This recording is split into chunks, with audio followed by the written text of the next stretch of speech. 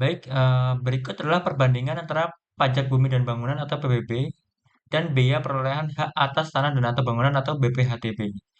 Dalam hal subjek pajak dan objek pajak, waktu pengenaan pajak, serta peran pemerintah daerah. Yang pertama, subjek dan objek pajak. Pajak bumi dan bangunan itu subjeknya adalah orang pribadi atau badan yang secara nyata memiliki, menguasai, atau memperoleh manfaat atas tanah dan atau bangunan. Dengan objek pajaknya yaitu tanah dan atau bangunan yang dimiliki, dikuasai, atau dimanfaatkan oleh subjek pajak.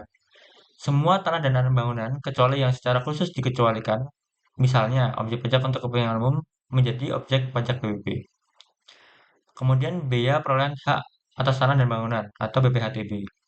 Subjek pajak dari BPHTB adalah orang pribadi atau badan yang memperoleh hak atas tanah dan atau bangunan seperti dalam transaksi jual beli, hibah, tukar menukar, warisan atau pemberian hak baru.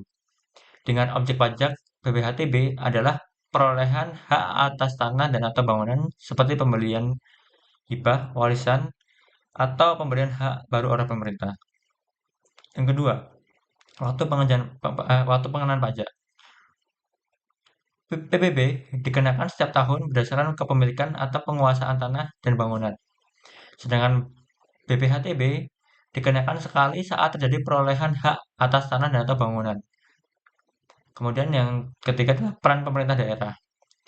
Eh, dengan adanya PBB itu berarti berdasarkan Undang-Undang Nomor 28 Tahun 2009 tentang pajak daerah dan retribusi daerah.